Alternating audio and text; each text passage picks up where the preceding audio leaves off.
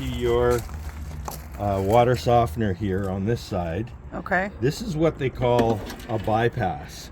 So if you needed to maintain this or do something, you could just push this in and it'll bypass directly, well, where am I going? Oh, from here to here over there, right? Without going through the water softener, right? Have you used water softeners before? No. No? Okay. So it's pretty simple operation.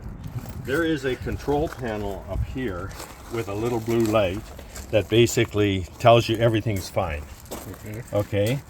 And here it's telling us it's 10:30 a.m. and you have 95 days to empty. So what that means is there's salt in here and you have 95 days left of salt, right? So the way these things work is there's a cylinder in here with a bunch of chemical beads that actually soften the water. But what that means is those beads collect the hardness off the water. Eventually they have to be regenerated, and the salt is used to regenerate. So at 2 o'clock in the morning, that's what this one is set for, it regenerates. So you might notice a difference if you were up at 2 o'clock in the morning, and it'll only last for, well, because it does it every night at 2 o'clock in the morning and you're not using a lot of water, it takes about 25 minutes to regenerate, right? But I think there's an automatic bypass so that you do have water. It's just that if you run water, you're now running Regular water. water Yeah. into your system, right? Which, I mean, if you're using a hot water tank now, you're putting it in your hot water tank, and it'll take a while to flush that out to get the softened water back in. But not too many people are up at 2 o'clock in the morning doing that anyways. So does this take like a 40-pound bag of salt, or? You go to a hardware store and you can buy the salt pellets. They're about that big. Yeah. They're hard. And that's what's recommended for these things. Right. But eventually they break down, like you can see, and they're just crumbles now. Right. Actually, this salt was stuff that I've had for years. When I packed it up for the summer, I would dig this salt out, put it in a bag, store it in the shed, and then my friends are telling me I didn't have to do that, but I did it anyways. And then when I come back, I put it back in, right? Now, the only thing that could happen occasionally is what's called a salt bridge, because the water that it uses to regenerate itself with the mixture of the salt goes down underneath, and it dissolves a bunch of that salt on the bottom, and it brings it back into the system. You could develop a salt bridge there where you're not getting You got a void underneath the salt. Yeah. So what you'll notice is that your water's hard. And why is my water hard? It should be softening all the time. And you might have to come out here with a stick or something and break the bridge. Right. So that the salt crumbles back down, right? Good advice. That's about the only problem you have. Now, when we go in, I will show you, I have a basket in there full of books on everything that is in this trailer. Oh, awesome. And a book yeah. on this. Fantastic. Okay?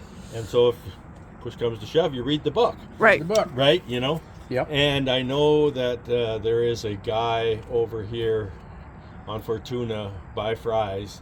I think it's called ZZ's or something like that. It's a Zep. water softening place. Yeah. And if you needed advice or something, maybe they can help you out. This one thing I did learn. This is a GE product, aka Westinghouse, which was bought in Canada. And so when I went over to ZZ's to get actually a specific washer that is for these connections, they didn't have them. And they said, you know what, you won't have them here anywhere in Yuma, but you have to order them online. So I found them online, really easy, ordered them. They were here in 2 or 3 days and helped me to prevent leaks that I was having from the washers, right? Because they will dry up in a bit. And then, just where the sun goes and in the heat of the summer and whatnot, you're pretty good here right now because this thing is in the shade most all the day. But come July and August, this is probably going to get some sunshine. And I have a couple of old tire covers in there that I use, that I just throw on top and zip them up and tie them on with something just to keep them from blowing away. and it helps. I think just prevents the sun deterioration of it. Anything plastic in the sun, as Anything you Right. know, in the sun. you know, Yeah. it just crumbles, right? Right. So that should do you well. I mean, even if you go away for, like, we went away. I was here and then I went back home to Canada for 3.5 weeks. I just left it on, and because it will regenerate, but because no water's being used, it senses how long it needs to regenerate. Right. And I bet you at 2 o'clock in the morning was probably only regenerating for a minute or two, and then Yeah. saying, "Oh, I don't have to regenerate." Right. Right. So, yeah.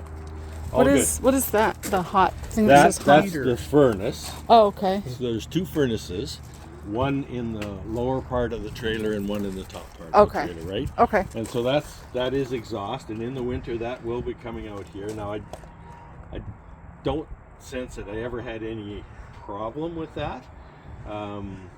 It's You really know. not that forceful. No. Those And heaters are I mean, pretty gentle. they do come out with a lot of hot air. Yeah. But I'm thinking, it's going to go up. and Gonna it's go not up, gonna be right? Right. If you were concerned, that thing's on a board and you could slide it and move it around a little bit if you wanted to.